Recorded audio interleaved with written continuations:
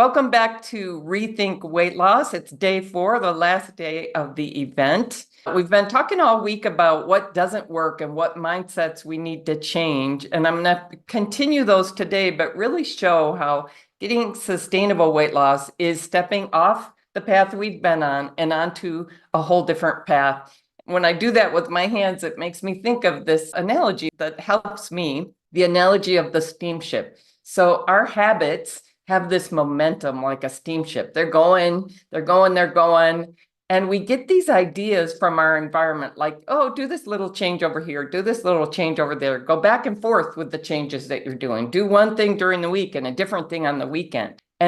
And when it comes to habit change, we don't want to be changing what we're doing all the time. It's like trying to change the steamship's direction. I'll eat healthy during the week, and then I'll turn this whole different direction and eat junky on the weekend, and then try to get back on that one.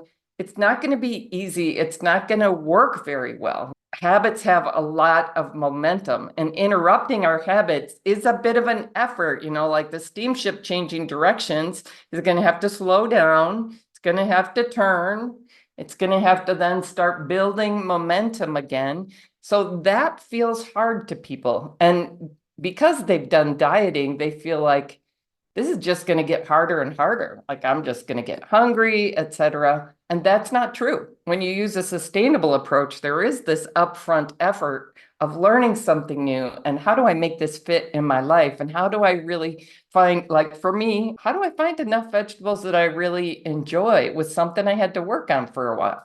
But that started to gain momentum. It started to get easier and easier. So this is where Slender for Good clients tell me all the time, this is easy. And it doesn't take a long time. It just takes this upfront effort of turning the ship. So we're getting off of one path and onto a whole different path. And it's not a matter of tweaking around the edges. You can tweak around the edges. You just won't get these dramatic results where you go, wow, that changed my life. And now this is all behind me, which is what I designed my program to help people do. Let's just turn the whole ship. Let's put healthy eating and weight loss, let's handle it. Let's just get it figured out so it isn't something we have to keep figuring out over and over and over and over. All right, so we're stepping onto a whole different path. Welcome back, Gwen and Kathy and Elaine. I'm so glad you're here. I just really congratulate you on coming back because there's a constant chatter in our world about magic pills and potions and shots and all these magic ways we can just keep eating whatever we feel like eating and get the results we want anyway. Doesn't make any sense when you think about it, but that's what's constantly promoted to us. People will spend lots and lots of money if they think there's a way to lose weight without changing their eating. I think that's because they feel like it's going to be so hard. It's going to be so sad. It's going to be so miserable. But it just doesn't have to be. When you use a sustainable approach, a healthy eating approach, it just doesn't have to be hard. So I just really honor you for showing up to learn about this. I know it takes time. You got other things to do with your time. I've been working and reworking the messages in this program for years because I feel like people need the truth. They deserve the truth. And it's honestly not very much on offer out there. People can make more money if they offer you pills, like by far. Some of the people that I have admired in this space really got into promoting certain kinds of supplements, and that's how they make a lot of money. And it's just a whole different mindset. I'll take supplements to get healthy. You're going to have to eat real food to get healthy. That's the only answer that makes sense when it comes down to it. It's not sexy in a way, but you know what? We can live such a sexy life when we eat really healthy, right? We don't need a sexy solution. We don't need a pill or a shot. So there's no magic pill. If we use magic pills, it's not going to be a natural way of losing weight. It's not going to be a sustainable way of losing weight. It's not natural to be overweight or obese unless we live in times of famine. So we have to show our body we don't actually live in times of famine. We can eat day after day in this highly nutritious way. But we need to quit searching for the latest weight loss solution because I would say 99% of them out there are actually going to cause unsustainable weight loss at best and could really contribute to metabolic disease. We can learn to eat truly healthy. All right, so insights this week.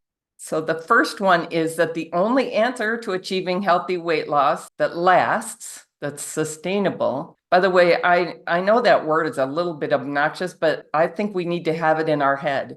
When somebody tells you, ooh, this weight loss approach I'm using is working, is it working in a sustainable way? Like, have you kept the weight off for 2 or 3 years? Because that's what I really care about. I don't really care about losing weight as fast as possible and then all of it coming back and then some. That's what most people are getting. So somebody who's losing weight lately and telling you this thing I'm doing works so great, does it though? Truly healthy eating is the only answer for healthy weight loss. Most of us believe we have figured out healthy eating, but we are mistaken. Now, I have felt really apologetic about saying that for a long time. I just have to say it as straight as possible. We do not have healthy eating figured out, almost none of us. That's been my experience meeting lots and lots and lots of people, and I can see why. Because we live in this deranged food environment and we're very misinformed. I'm going to show more today about what is the difference. How do we tell the difference between the highly nutritious foods that we need to eat more of, probably a lot more, and the processed foods, some of which we have thought are pretty healthy and wholesome. Oh, I was going to show an image. It's a early advertisement of how you can make your children's milk more wholesome and make them want to drink it more if you put 7-Up in it. It's so wholesome. So that's part of what's always being promoted to us. And I have to say, it worked for me. All that kind of advertising, I was like, oh, good, it's wholesome. That's what I want. Oh, good, this is healthy. Oh, good, this is natural. If the package says those things, it's pretty much a lie. This week, somebody in my intensive program was asking about salad dressings. Any of that kind of stuff is tricky because they add sugar to it. And here's one of the tricky things. The package says sugar-free. What I learned is sugar-free almost always means they've added some kind of sweetener that they're not calling sugar. In that case, what I found on the package when I looked at it, it has a whole bunch of things that are not good for our health, but it says sugar-free on the outside. So those things tend to be lies. So the proofs that I gave for this conclusion that we're very misinformed because we grew up in and live in a deranged food environment, who remembers what are some of the proofs that I gave? There are 2 main proofs that I gave. One is that when you look at our food environment, you find that only 27% of it is actually truly highly nutritious foods. 73% is highly processed. But that was one really big indicator. Another is the fact that our diet is considered the primary driver of these dramatic increases in chronic diseases, right? Overweight and obesity, diabetes, heart disease, cancer, and dementia. Now, I'm going to give you a little more proof that our food environment is deranged. Why do I need to do this? We're naturally going to eat the way we grew up to eat. We may eat a little better than other people eat, and we're going to believe that the way we're eating is pretty good. Almost everybody I've met tells me I eat healthy. I know how to eat healthy. Sometimes I don't do it, but I know how it works. We don't know how it works. So a little more about why we don't know what truly healthy eating is. So here's just one image. This is how we used to eat. This is what we used to find in the store. We can still find that on offer, but a lot of what we're finding on offer to eat now is more like this other picture, which is extremely destructive to our body. I used to really enjoy having those things. What's so terribly wrong with the way we're eating these days is there's far too much highly processed foods, and there's far too little of the truly highly nutritious foods, especially fruits and vegetables. So here's one more proof of the terrible quality of the diet that we're trying to do a good job in, and it's almost impossible. When people rate the quality of the diets, Americans' diet tends to score at 11 out of 100, in the bottom 11%. So when it's that terrible, and it's what we grew up in, figuring out what's actually healthy to eat, especially when the food industry is misinforming us, misguiding us, lying to us all the time. It isn't actually hard once you see what the difference is, but you gotta look at those packages with I don't think I believe you. Whole grain. Having whole grain on the package almost always means it was a whole grain and it's not anymore. It makes me mad because this is seriously affecting our health. Just 1 week eating a Western diet was found to lead to poorer brain functions, especially in the hippocampus and our memory functions.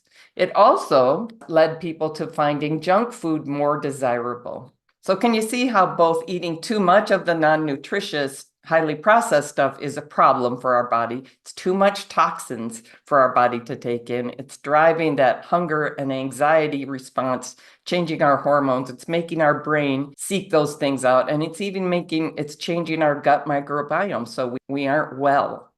And then eating inadequate amounts of highly nutritious foods is equally problematic. So to get great results, to get life-changing results, we have to first stand firmly against the diet we grew up with, right? Not a little bit against, not I'm going to do a little better than other people, but firmly against it. So what would that look like for you?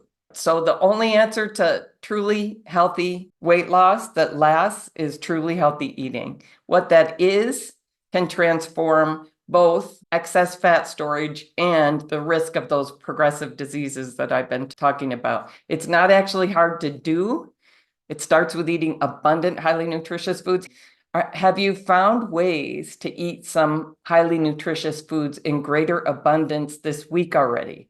Are you already starting to do this? I've had many people tell me over the years that I've been doing these events that they started doing that step. And if you do nothing else, that will improve your life. That will improve your health. Doing it enough can improve your health in these dramatic ways that I see with my clients.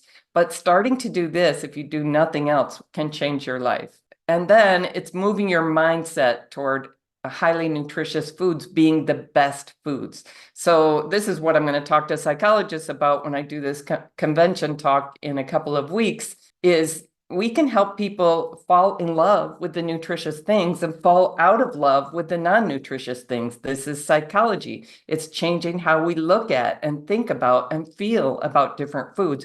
We can do that with intention. Absolutely. I've seen it over and over and over. So our mindset can really shift. The way we look at and think about and feel about food can really shift. So what works? Once I got super clear how truly healthful, slenderful eating is different, I found it really wasn't hard to do. My clients tell me this all the time. It's simple, it makes sense, it's effective, it's easy, it's thoroughly enjoyable. I was putting off dating. I couldn't go for hikes in the mountains anymore. My life was not as rich as it is eating healthy just day after day after day. It's transformed the lives of hundreds of other people to be able to live their lives to the fullest. Michaelina's the one who's at the symphony in a black outfit, and she's now healthier in her 70s than she has been for decades. She's able to do the gardening again, play on the floor with her grandson again, take trips with her husband. She had such bad gastrointestinal issues that she really couldn't travel anymore. She couldn't get away from a bathroom. She had liver issues, she had pain and mobility issues, and she changed all of those, plus lost the excess fat. Colleen, going like this, traveling the world with her husband, no longer dealing with anxiety or depression, feeling fit and trim and fantastic. Diane, I don't have her picture in here, but she's finally getting trim again at 70. And I just hear from her every week. I'm just approaching my whole life with more excitement, more sense of the future, of things I can do. I just wanted to share a couple of men too. I met with Peter this week. He's in Australia. One of his big goals was, I don't want to wear suspenders anymore. It's embarrassing to me. So that was one of the first things that changed as his waistline went down. He got out of suspenders. But also he said, my mood symptoms have really evened out. My mood is just much more even. I love that. I think that's a gut microbiome issue. And then I have Mark in the program. He has lost 59 pounds so far. And one of the things he's the most proud of is his wife has a chronic leukemia. Her blood levels are much better. Her health is much better because he's preparing different food there. And all of these guys will tell you this actually is not hard. It's thoroughly enjoyable. It takes some investment and effort up front, and then your life is changed for good.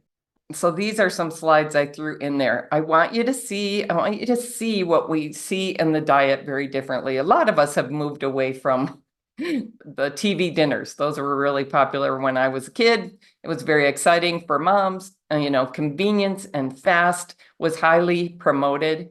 Yeah, so we really want to contrast the way we're eating with the standard American diet being a focus on fast and convenient. You really want to stop eating a Western diet if you want to be healthy. So our priorities have been, it should be fast, it should be cheap, it should be easy. These were big priorities to me, frankly. I wasn't ever someone to go to McDonald's or anything like that. I had all the ways I was doing better than the average person, but fast and easy was really important to me. Now, we can get quite fast and easy with truly healthy eating. We can figure out if getting things fast is really important, how am I going to do that? But bottom line, it can't be our top priority. So I feel like our top priority needs to be healthy. And then we can say, how can I make the healthy things fast and cheap and easy and thoroughly enjoyable? But if you put fast, cheap, and easy at the top and healthy, like just tell me it's healthy and then I want it, then we're in trouble in this environment. We really want to move toward real food, whole food, intact food, highly nutritious food. Now I'm going to show some pictures showing what I mean by whole and intact. But the most important fact about any food is not what are the nutrients in it, it's how processed is it? Is it food or is it processed? Our food system is full of highly processed food-like substances, and our bodies are not doing well with it. They are trying to solve the problem of inadequate nutrition and too many toxins, starting with processed food. So we really want to be going for abundance here. It's the opposite of scarcity. I think about the way I grew up eating. I grew up in Michigan, and it was kind of a meat and potatoes kind of environment. And then it was casseroles, and then it was TV dinners. Macaroni and cheese was really popular, etc. So that meant we would have the protein, we'd have some big piece of meat or a lasagna or goulash, and then we'd have a little bit of canned green beans on the side. So we really are looking at instead making the things that are real and whole the center of our plate. So when I heard suggestions like you should eat a pound of fruits and vegetables a day, when I was eating about 2 ounces a day, it sounded really extreme. Like I felt like that's wrong, that's mean, I'm not going to do that. It really took me a little while to go, you know what? The research keeps saying this actually makes a really giant difference for all those diseases and for weight loss, predictably and reliably. Well, maybe I need to figure out how to enjoy that then. Developing the habit of eating an abundance of these plant foods is really the first step towards success with a healthy, happy way of eating. So I've shared 2 of the 4 key elements that I discovered in the research this week, and I believe you can take those principles and start making seriously wiser choices about how you eat, and it can change your life. I've had many people come back to me after these events and say, I just have to let you know, I suddenly started being able to lose weight again. I really saw improvements in my mental clarity right away, in my mood right away, just from doing what you said in the event, and which makes me so, so happy. One guy I mentioned earlier this week just got in touch and said he lost like 30 pounds just by watching my YouTube videos and following what I was saying. And I know what I'm saying sounds a little bit extreme, but really it makes so much sense. So if you feel like, yeah, I'm going to go away and I'm going to do this, stay in touch with me. I'd love to hear how that goes. It can be really touching and inspiring to me. Now, another reason I offer these programs, I want to change your life. It's also so I can meet people who are ready for real change, who would be likely to succeed in the Slender for Good program. And in the Slender for Good program, I teach the exact eating plan that works predictably and reliably for sustainable weight loss, where I feel, frankly, almost everything else you find in the marketplace, not 100%, but way too close. Almost everything lacks the ability to prove that it provides sustainable weight loss. Yeah, I know that there's this misinformation in the way. I hope that we've cleared some of that up. Getting super clear and specific what it means to eat in this healthful, slenderful way really helps make it easy. It is a big part of what makes it easy. Now, I want to show you a little bit of the difference between real whole food and highly processed food. So I was very drawn to those veggie chips. And it has packaging that says it's good for us. But you can see something big was taken out in the processing. So a lot of the fiber was taken out. A lot of the water was taken out. Basically, we just turned it into a junk food when we took all that stuff out. It does completely different things in our gut. It does completely different things for our cellular metabolism, completely different things for our weight and our hunger, etc. Basically, those things on the right, you can eat them and eat them and eat them and feel like you're still hungry. The things on the left have what I call speed bumps. Like your body knows, oh, that was really good and that was enough. It should be eat a lot of it, right? Eat a lot of that stuff. It makes this huge difference. These are antioxidant rich, but when it says antioxidant rich on the processed side, the thing about taking the fiber out of the food is our gut can't access most of the nutrients anymore. It's the bacteria breaking down the fiber in our gut that makes it possible for us to access the nutrients. So it makes this really huge difference. Eat your antioxidants in real food. They are really important for fighting cancer. They also are associated with reduced blood pressure, reduced stroke risk, improved blood flow. So they are really important antioxidants. But if the package says antioxidants, it's almost certainly a processed food. I'm just going to go eat that in real form.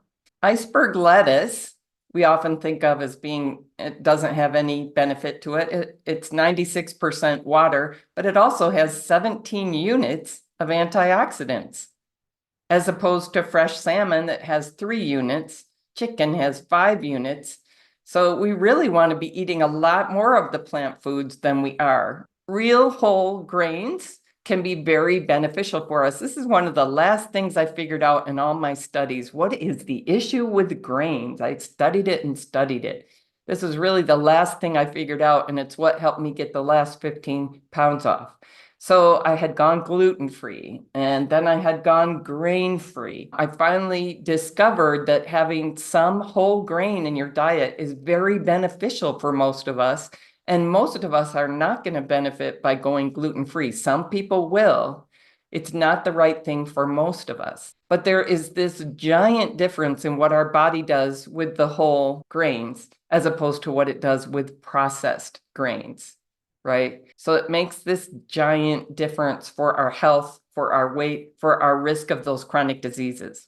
And here's another picture of real whole fruit versus processed fruit. On the right with the juice, I know those have been promoted as very, very healthy options, but it's kind of ridiculous. Why wouldn't we just eat the fruit that actually has the fiber that makes it possible for us to access all those nutrients? Why are these processed things being promoted as great for us, as great healthy options? Well, they're cheaper. They're more profitable. Actually, energy drinks, if you look at food marketing, if you Google food marketing, one thing you'll see is what are the big trends and how are the food marketing people talking about how do we promote this to people? Energy drinks are one of the big trends. There's going to be just more and more investment, more and more people getting rich off them.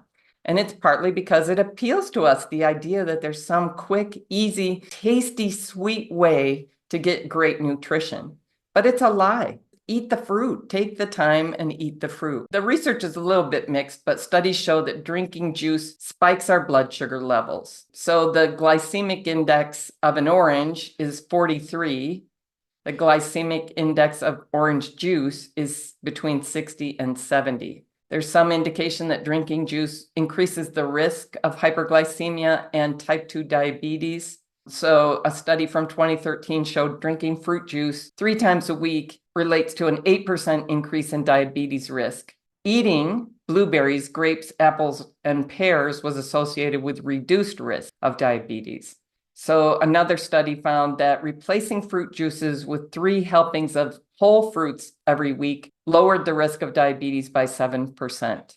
So I just want to give you this idea that all these things being promoted as healthy often are not as healthy as just eating the food. It's sweeter, it's more pleasing in some ways, but it's much less beneficial for your body. And you can find a way to love. Like, I don't know, I love bowls of fruit like that, especially as I get away from the processed things. So eating this way does take effort and focus at first. There's more benefit from eating whole fruit, but it's going to take a little longer and be a little less convenient compared to drinking fruit juice, right? The fruit juice is going to give a bigger sugar rush, which our brain says, hey, that seems like a good thing. We should have that. What I want you to notice is the faster, bigger, more exciting pleasure is associated with disease, is associated with excess fat. A slower, more moderate, calmer kind of pleasure from our food is associated with better results in all these ways. Fast is often worse when it comes to eating pleasure. So it takes effort because we're eating differently, because our bodies need the nutritious foods to be healthy, happy, and whole.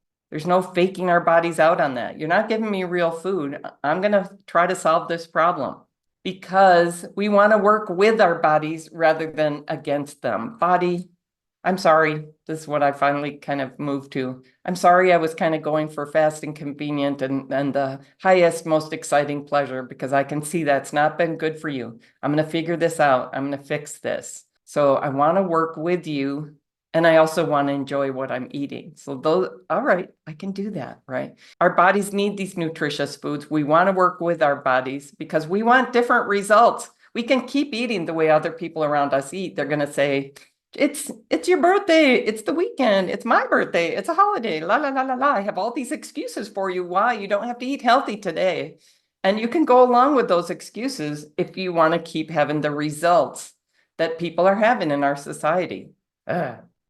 All right. So there's so many paths to healthy, Ginny. How can you say you're making this big argument about eating, but what about all the other things that contribute to our health? Like I have to care about all these things. Somebody is always selling me something, right? What about exercise? Getting exercise is important for our health. It is not going to be the key to weight loss. And it is not the number one key for our health either. When the World Health Association gets researchers studying what are the biggest contributors to chronic disease, the chronic ill health around the globe, physical inactivity contributes at a 3.1% contribution. Drinking alcohol contributes even more than that. Smoking tobacco contributes even more than that to ill health around the globe.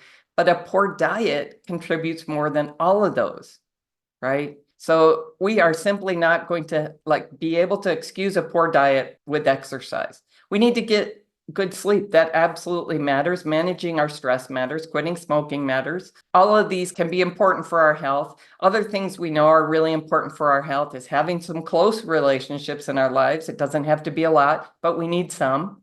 Will benefit from time in nature.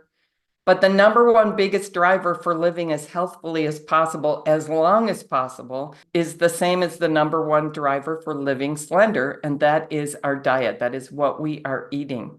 So we really need to step off the path we're on. That picture is just kind of a good picture of what I was considering a healthy diet, pretty healthy, and something I really loved and something I really looked forward to. It was one of my favorite things was like I would go get this multi-grain, multi-seed bread and I would bake it and I would get brie cheese, some kind of special cheese, and I'd get red wine and I'd get dark chocolate. And I would feel like, all of these are on the list of healthy things that women in my age group are eating and drinking. So this is really the hard part. It's not actually hard to eat in this healthy way. The hard part is we are already on a path that has momentum. We are having to interrupt the momentum of our current path and turn a different direction. That's why I go through all of this explanation. It's not a matter of, just give me one tip. I'm going to throw it on top of all my tips. It's a matter of changing the whole approach that you take to eating and drinking that you grew up with since you were a child. So how did we come up with the path we're on for eating and drinking? We have our preferences and our desires and what we hope is true about what's healthy. We have this deranged eating environment all around us, constantly influencing us without our even recognizing it. We're getting terrible weight loss advice. Terrible. And we're ending up with our best do-it-yourself healthy eating approach, and it's just too far off the mark for us to have a lot of success. So our status quo habits have momentum. We have practiced them for a long time. They seem right. And our primitive brain says, just keep your habits going. It's keeping us alive. And we have all these emotions and all these emotional memories wrapped up in the way we eat. So really seeing this is not giving me the results I want, and I'm ready to do something different. That's what I'm inviting, right? So you can make it easy on yourself when you follow one approach. Quit following piecemeal approaches. Quit looking for the latest hit. I want to share with you, how did I discover this eating approach that is so effective when it's so hard to find in this environment? So I did go directly to the research, which helped me as a trained scientist to go, you keep arguing with this, but the research keeps saying it's true. How about you stop arguing and just try to stay objective, right? So I had that training that helped me. I also had this background in evidence-based practices. So that meant when I went to the research, I wasn't just looking at hundreds and hundreds of articles to see, oh my gosh, what rises to the top here?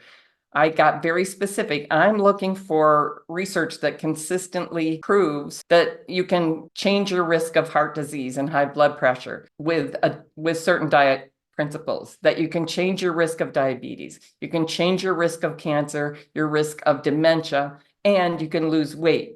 So I'm looking for principles that keep adding up to those results, all of those results. And it became really clear what I know from evidence-based practices is you're looking for a handful of fundamental principles that consistently relate to those results. You're not looking for hundreds and hundreds. You're not looking for dozens of guidelines. You're looking for 4 or 5. So that really made it easier. So I've been sharing 2 of them today. They seem almost obvious, but when I saw what it meant in terms of the specifics of implementation, that's where it started challenging me, right? So I searched that research, these 4 fundamental principles surfaced, and then I started doing it, and it started and I was scared. I was crying at first. There was nobody guiding and supporting me. I thought it was going to suck. This is going to suck. I'm going to be hungry. I'm going to be miserable. I'm going to be denying myself. And it just didn't. And little by little, I started noticing this isn't sucking. This is working. I'm enjoying it. I'm getting more energy. I'm getting more mental clarity. This pain and inflammation I've lived with for years is clearing up. Like, this doesn't suck. I just started getting lighter about it. I started getting physically lighter. You know, the weight was just coming off consistently. So I found these clear key elements that keep proving effective. And I discovered after I did it and I started helping friends and family and then started creating this opportunity for other people, I discovered a sequence to teaching these things that really made a difference for people. It makes sense for both our biology and our psychology. So there's a sequence to changing our eating that makes it easier to optimize our results, to keep going. So we start with eating more highly nutritious foods. And a lot of people start losing weight as soon as they do that. We do that before we start looking at what we're taking out. We add before we subtract. It just works. It works better for our body and it works better for our mind. Sort of like the steps in the process of building a house. You can't build the roof before you build the foundation. And so we want to really bring our primitive brain along so it's not freaking out on us the whole time. Sometimes you start feeling as you're changing your eating, wow, I am really used to having something after dinner and I'm deciding not to do that. How am I going to do that? This feels awkward. I don't feel done without the after dinner thing. What I find is really changing habits starts out feeling a little awkward, and you just have to be a little reassuring to yourself. Okay, I feel a little awkward. You know, that's probably a sign that I'm making change that's going to change my results, right? So my recommended actions for you to get a healthy, slender psychology. Work on that beginner's mindset. How can I stay open to what actually works? And maybe put some of the things I have really strongly believed to the side. I had at least 1, maybe 2 really strong beliefs that were just wrong. I had proved them to myself over and over and over. I needed the beginner's mindset to actually do what worked. I recommend you start a food journal, get a lot more honest with yourself about what you're actually eating. The research shows we fool ourselves a lot, and the food industry helps us with that because it benefits them. Stop doing weight loss diets. never do weight loss diets, never focus on eating less. It's actually not going to work. It's going to make your body fight back. If you feel like, yeah, I also really could use some help, book a call with me. This is just an initial conversation, an exploratory call. It's like a 20 or 30-minute call where I can get a better picture of what is going on for you. What are the challenges you're facing? And that puts me in a good position to make the best recommendations to you. Generally, I'll book a second call to lay out my recommendations. If I believe that you would be really successful in Slender for Good and you would love it, I will invite you to join it. It is an invitation-only program, and that's one of the ways I maintain a really high success rate in the program. I was putting off dating. I couldn't hike in the mountains anymore, right? I don't want you putting off anything in your life anymore. Just discover how truly healthy eating is different. What's next for you to step on the path of healthy eating and a natural reset to Slender? Any questions I can answer? Any takeaways? I would love to hear your takeaways. I hope everybody will get in touch with me and let me know what stayed with you. Some people, I know some people come to these over and over and over again. Often they'll tell me, ooh, I took away something new this time that made a big difference for me. So I love to hear that, but I really appreciate getting any feedback. I feel conveying these insights is really important. I'm writing my first book now. I really want to help people break out of approaches that don't work. It just makes me miserable. All right, any takeaways you want to share, those of you who are here? Any questions?